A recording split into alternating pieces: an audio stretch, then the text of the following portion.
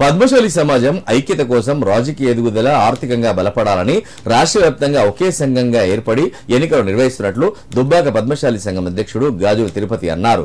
రాష్ట్ర ఎన్నికల్లో భాగంగా దుబ్బాకలోని పద్మశాలి భవన్లో ఎన్నికలు నిర్వహించారు. ఈ సందర్భంగా ఆయన మాట్లాడుతూ గతంలో పద్మశాలి సంఘాలు 2-3 ఉండేవని, అలా కాకుండా అందరినీ ఒకతాటిపైకి తీసుకువచ్చి తెలంగాణ పద్మశాలి సంఘం ఏర్పాటు చేశామన్నారు. రాష్ట్ర వ్యాప్తంగా ఎన్నికలు నిర్వహిస్తున్నామన్నారు. రాష్ట్రంలో 48,990 మంది సభ్యులు సభ్యత్వం పొందారని, వారందరూ ఎన్నికల్లో ఓటు హక్కు వినియోగించుకున్నారన్నారు. దుబ్బాక మండల పరిధిలో 506 మందికి సభ్యత్వం ఉండగా మిరుదుడి మండలంలో 97 మంది, భూంపల్లి మండలంలో 84 మంది సభ్యులు ఉన్నారన్నారు. ప్రశాంత వాతావరణంలో ఓటర్లు తమ ఓటు హక్కును వినియోగించుకున్నారన్నారు. కార్యక్రమంలో కౌన్సిలర్లు కూరపాటి బంగారయ్య, శ్రీకాంత్, వడ్లకొండ దుబ్బయ్య, పద్మశాలి సంఘం నాయకులు పాల్గొన్నారు.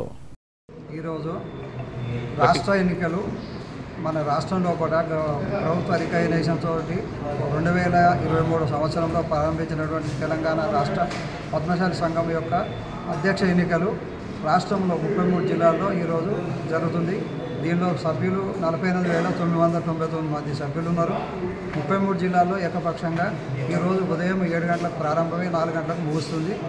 ఈ రాష్ట్ర అధ్యక్షులుగా 2 పోటీ పడుతున్నారు. ఒకటి బూర మల్లేశం గారు, రెండోది వల్లకాటి రాజకుమార్ గారు. వీరిద్దరు పోటీ చేస్తారు. ఇది పద్మశాలి యొక్క ఐక్యత కోసం ఈ లోగడ అందరూ ప్రైవేట్గా సంఘాలని ఒక 2-3 సంఘాలుగా పెట్టుకున్నారు. అవన్నీ రద్దయినాయి. ఇప్పుడు రికగ్నైజేషన్తో రాష్ట్రంలో మొట్టమొదటిసారిగా ఈ 33 జిల్లాల్లో అందరు సభ్యత్వాలు సేకరించడం, ఆ సభ్యత్వాల ఆధారంగానే ఈరోజు పద్మశాలి అధ్యక్షునిగా రాష్ట్ర స్థాయిలో కూడా ఎన్నికలు జరుగుతున్నాయి. ఇవి సజావుగా జరుగుతున్నాయి. ఈ పద్మశాలి యొక్క ఐక్యత కోసము, వారి యొక్క అభివృద్ధి కోసము, రాజకీయం కానీ ఆర్థికంగా కానీ ఇది ఎదుగుదల కోసము తోడ్పడుతుందని మేము ఆశాభావం వ్యక్తం చేస్తున్నాము. జై మార్కండేయ, జై